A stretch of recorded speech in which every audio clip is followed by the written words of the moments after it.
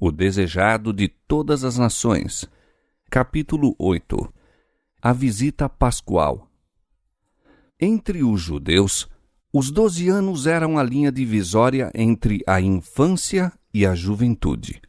Ao completar esta idade, um menino hebreu era considerado filho da lei e também filho de Deus.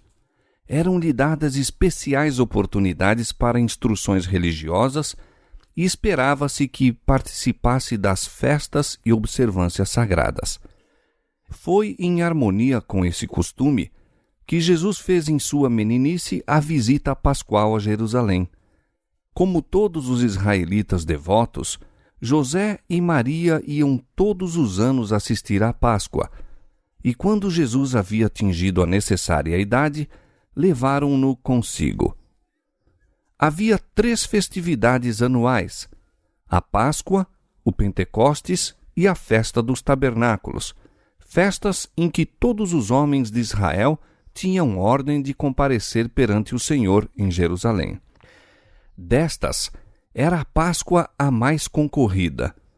Havia presentes muitos de todos os países por onde os judeus tinham sido espalhados. De todas as partes da Palestina vinham os adoradores em grande número. A viagem da Galiléia levava diversos dias e os viajantes reuniam-se em grandes grupos, já pela companhia, já pela proteção. As mulheres e os homens de idade viajavam em bois e asnos pelos acidentados e pedregosos caminhos. Os homens mais fortes e os jovens viajavam a pé. O tempo da Páscoa era o fim de março ou começo de abril, e toda a terra estava adornada de flores, alegrada com os cânticos dos pássaros. Por todo o caminho encontravam-se lugares memoráveis na história de Israel, e pais e mães contavam aos filhos as maravilhas que Deus operara por seu povo nos séculos passados. Entretinham a jornada com cânticos e música, e quando, afinal, se avistavam as torres de Jerusalém, todas as vozes se juntavam nos triunfantes assentos. Os nossos pés estão dentro de tuas portas, ó Jerusalém. Haja a paz dentro dos teus muros e prosperidade dentro dos teus palácios. Salmo 122, versos 2 e 7. A observância da Páscoa começou com o nascimento da nação hebraica. Na última noite de sua servidão no Egito, quando não havia sinal de libertação, Deus lhes ordenou que se preparassem para um imediato livramento. Advertira Faraó do juízo final sobre os egípcios e deu aos judeus instruções para reunirem suas famílias dentro das próprias casas. Havendo aspergido as ombreiras e vergas da porta com o sangue do cordeiro imolado, deviam comer o cordeiro assado com pão sem fermento e ervas amargas. Assim, pois, o comereis, disse ele, os vossos lombos cingidos, os vossos sapatos nos pés e o vosso cajado na mão. E o comereis apressadamente. Esta é a Páscoa do Senhor. Êxodo 12, 11. À meia-noite, todos os primogênitos dos egípcios foram mortos. Então o rei enviou a Israel a mensagem: Levantai-vos, saí do meio do meu povo, e ide, servi ao Senhor, como tendes dito. Êxodo 12, 31. Os hebreus saíram do Egito como nação independente. O Senhor ordenara que a Páscoa fosse observada anualmente. E disse ele: Quando vossos filhos vos disserem, que culto é este? Vós lhes direis: É o sacrifício da Páscoa ao Senhor, que passou as casas dos filhos de Israel no Egito, quando feriu aos egípcios. Assim, de geração em geração, devia ser narrada a história desse maravilhoso livramento. A Páscoa era seguida pelas festas dos 7 dias de pães asmos. No segundo dia da festa, os primeiros frutos da colheita anual, um molho de cevada, eram apresentados ao Senhor. Todas as cerimônias da festa eram símbolos da obra de Cristo. A libertação de Israel do Egito era uma lição objetiva da redenção que a Páscoa se destinava a conservar na memória. O cordeiro imolado, o pão asmo, o molho dos primeiros frutos representavam o Salvador. Para a maioria das pessoas, ao tempo de Cristo, a observância dessa festa degenerara em mera formalidade. Qual, porém, sua significação para o Filho de Deus? Pela primeira vez, contemplou o menino Jesus o templo. Viu os sacerdotes de vestes brancas realizando seu solene ministério. Viu a ensanguentada vítima sobre o altar do sacrifício. Com os adoradores, inclinou-se em oração, enquanto acendia perante Deus a nuvem de incenso. Testemunhou os impressivos ritos do serviço pascual. Dia a dia, observava mais claramente a significação dos mesmos. Cada ato parecia estar ligado à sua própria vida. No íntimo, acordavam-se-lhe novos impulsos. Silencioso e absorto, parecia estudar a solução de um grande problema. O mistério de sua missão desvendava-se ao Salvador. Enlevado pela contemplação dessas cenas, não permaneceu ao lado dos pais. Buscou estar sozinho. Ao terminarem os serviços pascuais, demorou-se ainda no pátio do templo e, ao partirem os adoradores de Jerusalém, Jesus foi deixado ali. Nessa visita a Jerusalém, os pais de Jesus desejavam pô-lo em contato com os grandes mestres de Israel. Conquanto fosse obediente em todos os particulares à palavra de Deus, não se conformava com os ritos e usos dos rabis. José e Maria esperavam que fosse levado a reverenciar os doutos rabinos e a atender mais diligentemente às suas exigências. Mas Jesus, no templo, fora instruído por Deus. Aquilo que recebera, começou imediatamente a comunicar. Naquela época, um aposento ligado ao templo estava sendo ocupado por uma escola sagrada, à maneira das escolas dos profetas. Ali se reuniam mestres de destaque com os alunos, e ali foi ter o menino Jesus. Sentando-se aos pés desses homens, sérios e doutos, ouvia-lhes as instruções. Como pessoa que busca saber, interrogava esses mestres relativamente às profecias e a acontecimentos que estavam ocorrendo e indicavam o advento do Messias. Jesus se apresentou como pessoa sedenta de conhecimento de Deus. Suas perguntas eram sugestivas de profundas verdades que havia muito jaziam obscurecidas e eram, todavia, vitais para a salvação de almas. Ao mesmo tempo que revelavam quão limitado e superficial era o conhecimento dos sábios, cada pergunta punha perante eles uma lição divina e apresentava a verdade sob novo aspecto. Falavam os rabis da maravilhosa elevação que a vinda do Messias havia de trazer à nação judaica. Mas Jesus apresentava a profecia de Isaías e perguntava-lhes o sentido daqueles textos que indicavam o sofrimento e a morte do Cordeiro de Deus. Os doutores voltavam-se para ele com perguntas e pasmavam de suas respostas. Com a humildade de criança, repetia as palavras da Escritura, dando-lhes profundeza de sentido que os sábios não haviam alcançado. Seguidos os traços da verdade por ele indicados, teriam operado uma reforma na religião da época. Ter-se-ia despertado profundo interesse nas coisas espirituais, e quando Jesus começasse seu ministério, muitos estariam preparados para o receber. Os rabis sabiam que Jesus não havia sido instruído em suas escolas, No entanto, seu conhecimento das profecias excedia em muito o deles próprios. Nesse refletido rapazinho galileu, divisaram grandes promessas.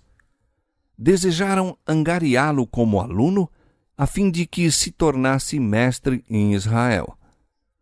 Queriam encarregar-se de sua educação, convencidos de que um espírito tão original devia ser educado sob sua direção. As palavras de Jesus lhes moveram o coração como este nunca o havia sido por palavras de lábios humanos. Deus estava procurando comunicar luz àqueles guias em Israel e servia-se do único meio pelo qual poderiam ser atingidos. Em seu orgulho, teriam desdenhado a hipótese de receber instruções de quem quer que fosse. Se houvesse parecido que Jesus procurava ensiná-los, desdenhariam ouvi-lo. Mas lisonjeavam-se com a ideia de que o estavam ensinando a ele, ou, pelo menos, examinando seu conhecimento das Escrituras. A modéstia juvenil e a graça de Jesus lhes desarmava os preconceitos. Inconscientemente, seu espírito abriu-se à palavra de Deus e o Espírito Santo lhes falou ao coração. Não puderam deixar de ver que sua expectação com respeito ao Messias não tinha o apoio da profecia, mas não queriam renunciar às teorias que lhes tinham lisonjeado a ambição. Não admitiam haver compreendido mal as Escrituras que pretendiam ensinar. Interrogaram-se uns aos outros. Como tem esse rapaz conhecimento, não havendo nunca aprendido? A luz estava brilhando nas trevas, mas as trevas não a compreenderam. João 1:5. Entretanto, José e Maria achavam-se em grande perplexidade e aflição. Na partida de Jerusalém, haviam perdido de vista a Jesus e não sabiam que se demorara atrás. O país era então densamente povoado e muito grandes as caravanas dos galileus. Havia muita confusão quando deixaram a cidade. Pelo caminho, o prazer de viajar com os amigos e conhecidos absorveu-lhes a atenção e não lhe perceberam a ausência até que chegou a noite. Então, ao fazerem alto para o repouso, sentiram falta das prestimosas mãos de seu filho. Julgando que estivesse com os companheiros, não haviam sentido ansiedade. Jovem como era, nele confiavam inteiramente, esperando que, quando necessário, estaria pronto a auxiliá-los, antecipando-lhes as necessidades, como sempre fizera. Agora, porém, se suscitaram temores. Procuraram-no entre os que os acompanhavam, mas em vão. Tremendo, lembraram-se de como Herodes o buscara destruir em sua infância. Negros pressentimentos lhes encheram o coração. Faziam-se a si mesmos amargas recriminações. Voltando a Jerusalém, prosseguiram suas buscas. No dia seguinte, ao misturarem-se com os adoradores no templo, uma voz familiar lhes chamou a atenção. Não a podiam confundir, nenhuma outra era como a sua, tão séria e grave, não obstante tão melodiosa. Na escola dos rabinos encontraram Jesus. Regozijando-se, embora, não puderam esquecer seu desgosto e ansiedade. Tendo-o novamente consigo, disse à mãe em palavras que envolviam uma reprovação: Filho, por que fizeste assim para conosco? Eis que teu pai e eu ansiosos te procurávamos. Por que é que me procuráveis? Não sabeis que me convém tratar dos negócios de meu pai? E, como parecessem não compreender suas palavras, apontou para cima. Havia em seu rosto uma luz que os levou a meditar. A divindade estava irradiando através da humanidade. Encontrando-o no templo, haviam escutado o que se passava entre ele e os rabis e ficaram admirados de suas perguntas e respostas. Suas palavras despertaram uma corrente de ideias que nunca mais seriam esquecidas. E a resposta que lhes dera encerrava uma lição. Não sabeis, dissera ele, que me convém tratar dos negócios de meu pai? Jesus estava empenhado na obra para cumprimento da qual viera a este mundo, mas José e Maria haviam negligenciado a sua. Grande honra lhes conferira Deus em confiar-lhes seu filho. Santos anjos tinham dirigido a José a fim de proteger a vida de Jesus, mas por um dia inteiro haviam perdido de vista aquele a quem não deviam ter esquecido nem por um momento. E, ao ser-lhes aliviada a ansiedade, não se censuraram a si mesmos, mas lançaram sobre ele a culpa.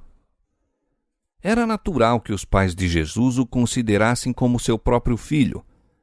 Estava diariamente com eles. A muitos respeitos, sua vida era como a das outras crianças, e era-lhes difícil compreender ser ele o Filho de Deus.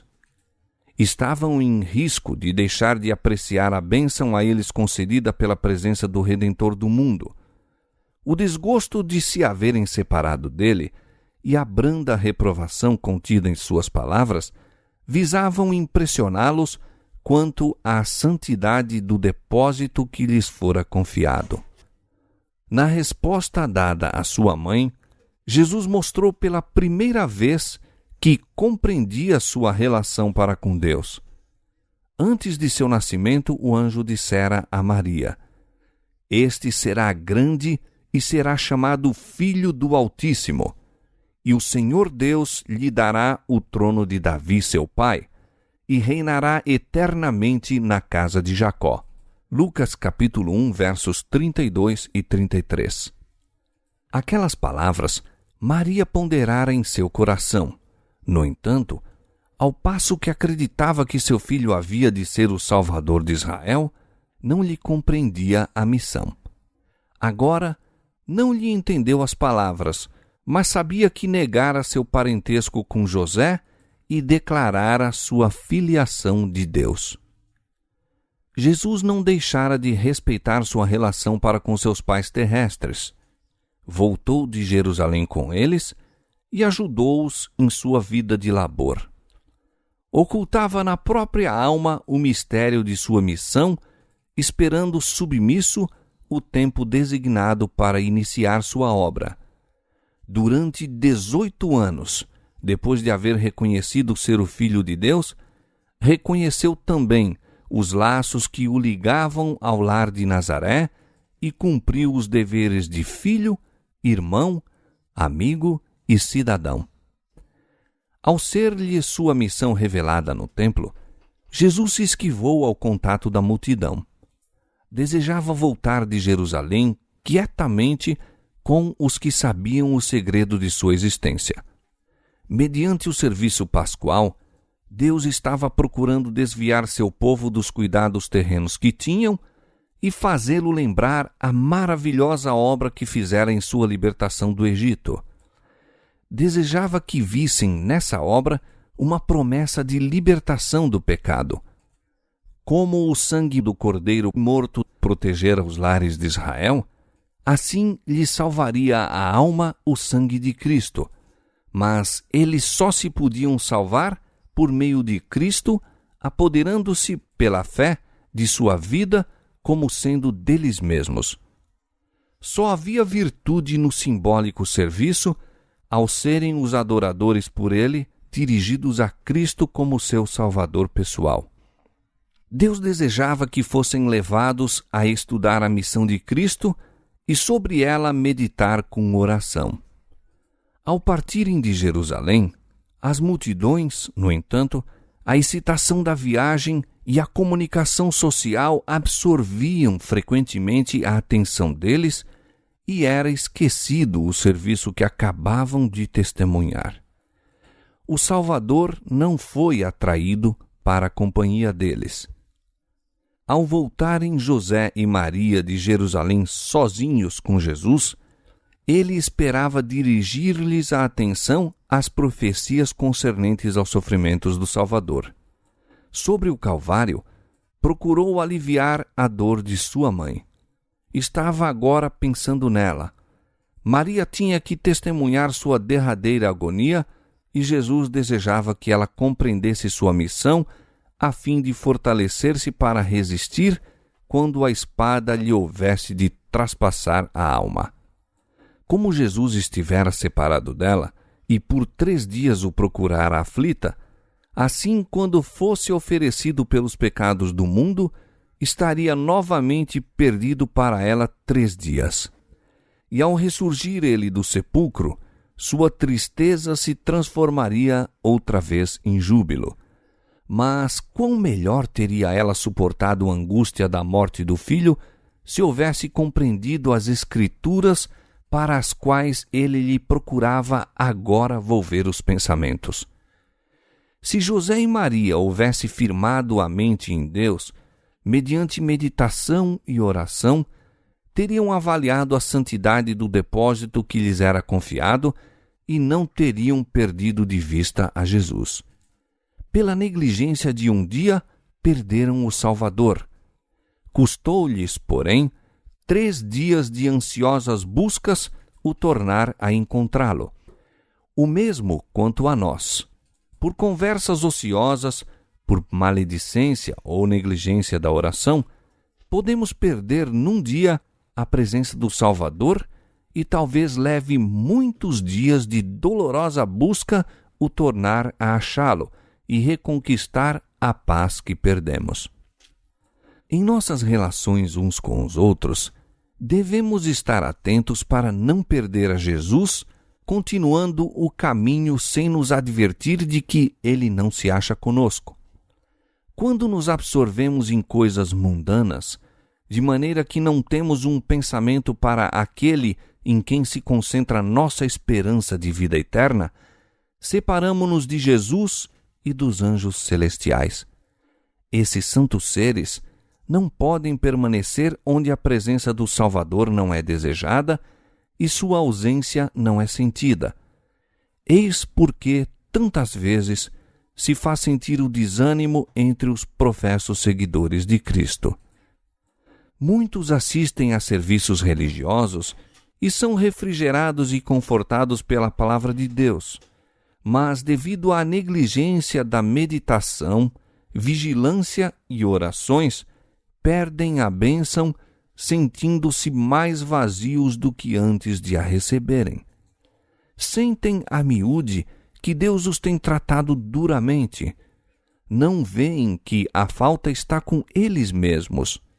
Separando-se de Jesus, afugentaram a luz da sua esperança. Far-nos-ia bem passar diariamente 1 hora a refletir sobre a vida de Jesus.